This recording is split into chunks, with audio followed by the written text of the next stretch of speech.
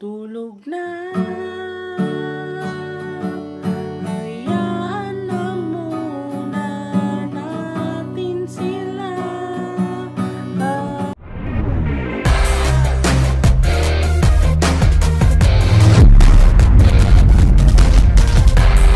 Welcome guys, nagbabalik ulit tayo sa ating easy guitar tutorial.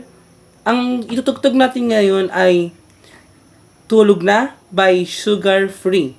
Ito guys ay easy version lamang. Then, ang gagamitin natin ngayon is, may gagamitin tayong kapo. Dito mo siya ilalagay sa second fret. Dito. So ngayon, ang chords pala na gagamitin natin ngayon sa verse 1 ay, ang unang-una doon ay C.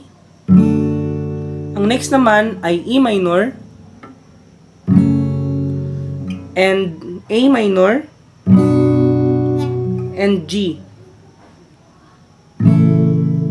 Yan. Yan guys yung gagamitin nating mga chords sa verse 1. Ay, sa verse pala. At mayroon pa palang idadagdag guys na chords na nakalimutan ko kanina. Ang idadagdag natin doon ay F major 7. Dito lang siya guys. Sa second string. Ito, second string. Sa first fret. Then dito naman, iaangat mo lang yung isa. Dito naman sa third string sa second fret. Then dito naman sa may, ito guys, sa fourth string naman, dito naman tayo sa third fret. Dito siya sa third fret. Yan. Yan. Ito guys yung F major 7. And ang last naman na chords ay D minor. First fret sa first string. Then, third string sa second fret. Then naman, dito naman tayo sa second string sa third fret.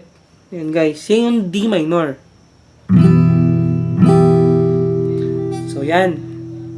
Ang strumming pattern pala natin dito guys ay down, down, up, up, down, down.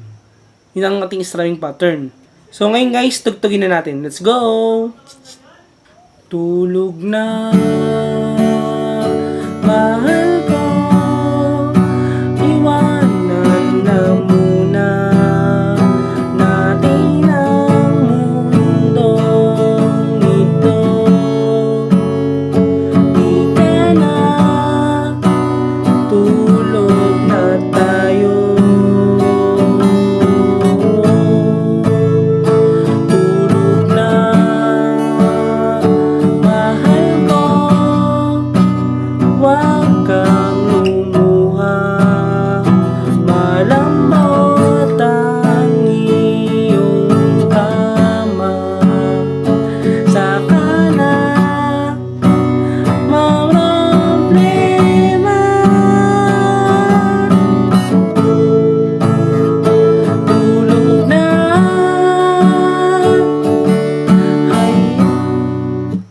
After this guys, sa chorus naman, ang chords natin sa chorus ay G,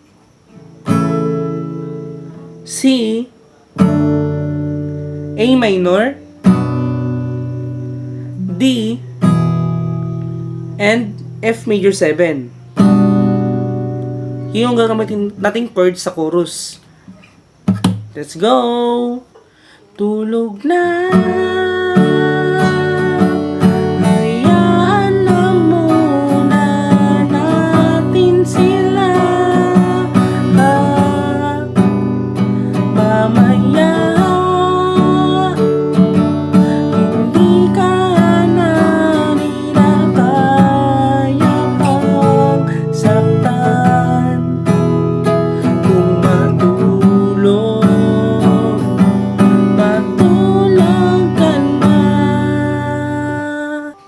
then, verse 2 naman tayo guys.